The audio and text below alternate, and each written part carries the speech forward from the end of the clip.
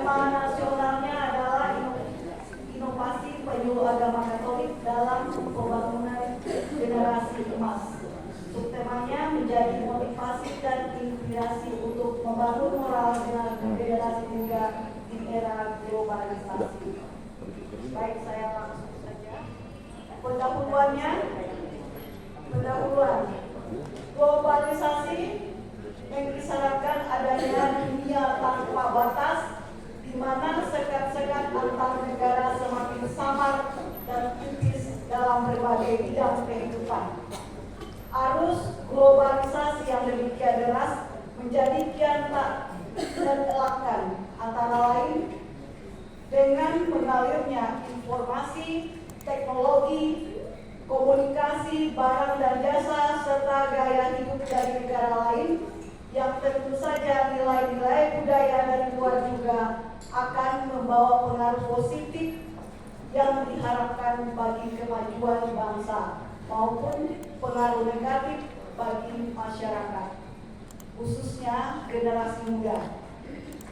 Di dalam generasi muda ini, jika terjadi perilaku negatif yang ditunjukkan oleh generasi muda, masyarakat sering menyalahkan institusi pendidikan formal, dalam hal ini adalah sekolah, sebagai penyebab kegagalan dalam pendidikan nilai dan budi pekerti untuk membentuk generasi muda yang bermoral.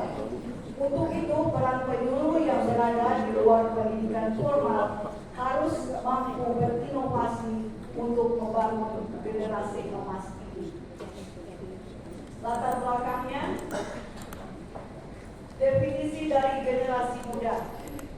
Generasi muda di sini ditunjukkan dengan kelompok usia remaja hingga dewasa awal yang dalam banyak konteks didefinisikan dalam usia 15 sampai 30 tahun, di mana pada usia ini mereka adalah agen perubahan yang sangat potensial, yang tidak hanya mewarisi nilai-nilai budaya dan nilai-nilai luhur dari globalisasi sebelumnya, tetapi juga berperan aktif dalam membentuk masyarakat ke masa depan. Dampak globalisasi. Globalisasi membawa dampak yang mendalam dan luas, antara lain akses informasi, perubahan nilai dan budaya, media sosial, dan teknologi.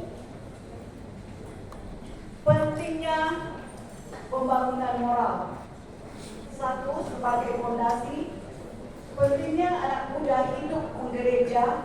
Anak muda harus melihat peran ganda mereka sebagai umat beriman yang taat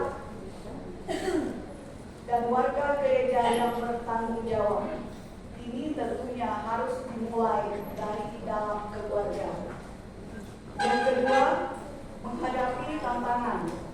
Dalam era globalisasi yang penuh dengan tantangan seperti penyalahgunaan narkoba, kekerasan, bullying, dan tindakan-tindakan kejahatan lainnya, moralitas yang kuat akan menjadi senjata yang ampuh melawan semua pengaruh negatif.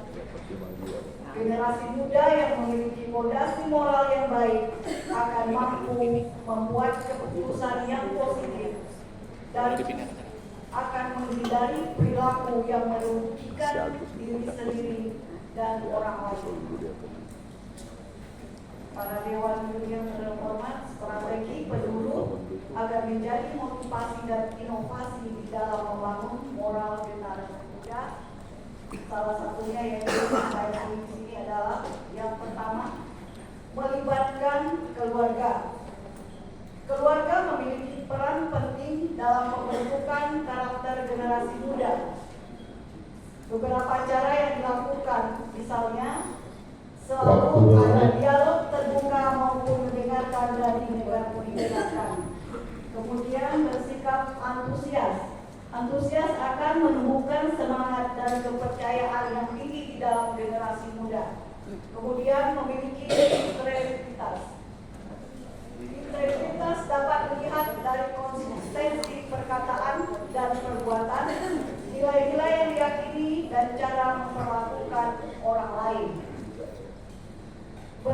bersyukur.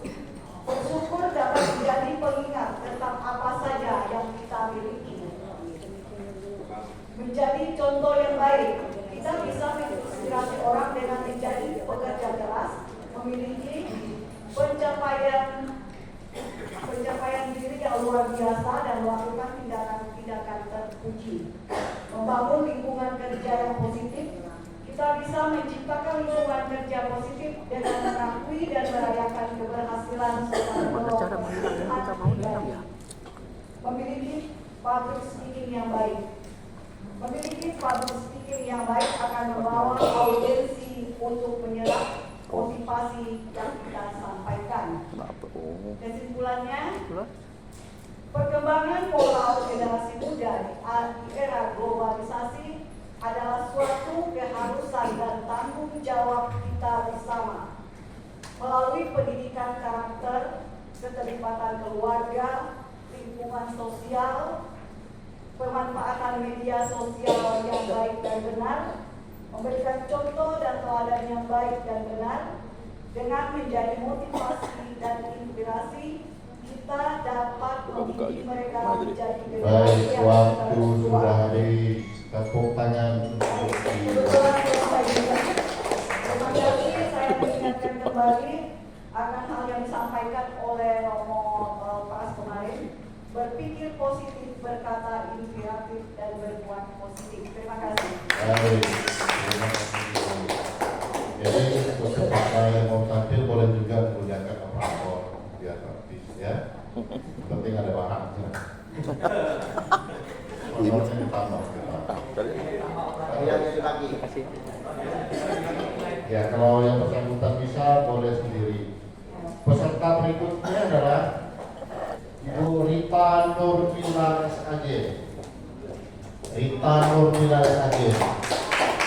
Dengan Bu Rita Nurmila, beliau dari Paroki Jeronimus Tanjung Bulu. Tepuk tangan untuk Ibu Rita. Jangan coba-coba bicara dulu ya Bu. Jangan batuk.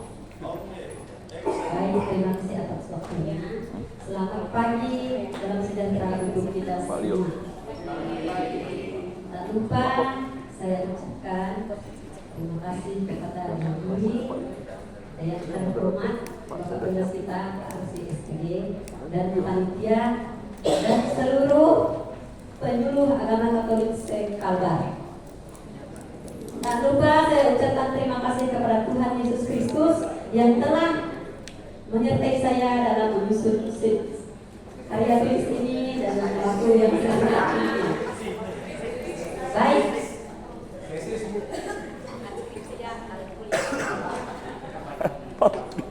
Jangan ditanggapi. Karya tulis ini judulnya Motivasi Penyuluh Agama Katolik dalam Membangun Generasi Emas, dengan tema menjadi motivasi dan inspirasi untuk pembangunan moral generasi muda di era globalisasi. Karya tulis ini saya buat untuk memenuhi syarat mengikuti pembinaan kerja kelompok penyuluh agama Katolik se-Kalbar. Baik, di sini ada abstrak karena para dewan juri sudah tahu isinya, jadi saya langsung ke intinya saja ya.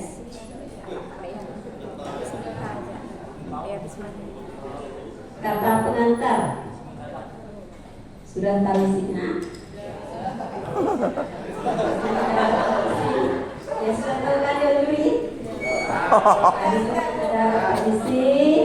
Sudah tahu juga tuh. Ya. Langsung ke intinya pendahuluan.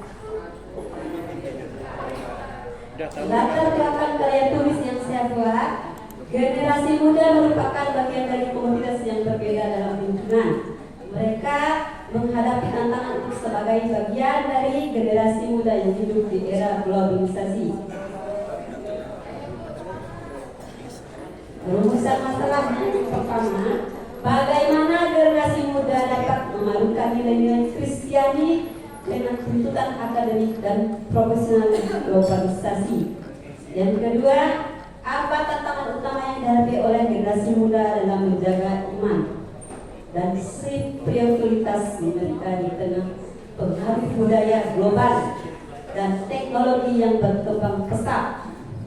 Yang ketiga, bagaimana generasi muda dapat berperan sebagai agen perubahan dan inovator di bidang teknologi.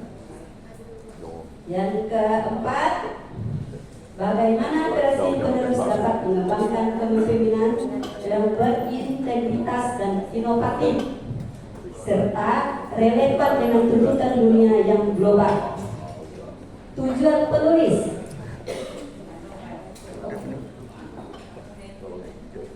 mengidentifikasi peran nilai-nilai Kristiani dalam pendidikan. Dalam pendidikan, seperti anak-anak kalau mencari isi-isi misalnya ditugaskan oleh guru di sekolah, mereka bisa nanya Mbah Google ya isinya. Di situ ada semua isinya. Yang kedua, menganalisis tantangan dan peluang yang dihadapi generasi muda dalam mempertahankan iman dan spiritualitas di era globalisasi. Di sana saya sebagai penyuluh agama Katolik seperti kami mengadakan rekoleksi dan seminar kitab suci ya. Di sana kami mengajak mereka untuk hidup dalam Kristiani biar tidak terpengaruh oleh harusnya globalisasi ini sangat besar. Jadi bisa kami arahkan ke arah yang lebih baik supaya mereka memanfaatkan HP handphone ini dengan baik. Jangan menonton hal-hal yang negatif misalnya. Yang ketiga, mengembangkan generasi muda yang berinovasi di bidang teknologi dengan tanggung jawab sosial dan moral. Yang pertama, di dalam keluarga kita mengajarkan anak, kita beri waktu mereka untuk menonton, melihat, memanfaatkan HP itu paling lama 1 jam ya. Habis itu kita suruh istirahat dulu. Di dalam dunia akademik, saya sebagai penyuluh agama Katolik, Waktu 2 menit. yang memerintahkan mereka untuk mencari hal-hal yang positif, terutama di bidang Kristiani, bisa membaca Alkitab di sana ada ya, di situ. Di bidang sosial dan budaya, mereka bisa mencari seperti tampilan tentang budaya-budaya kita, khususnya Indonesia ya. Di situ ada juga di HP. Terima kasih. Selamat pagi dan salam sejahtera semua.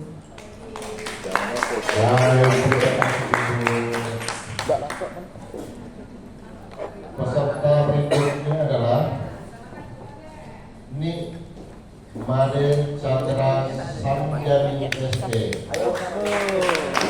Orang Bali. Peserta ini dari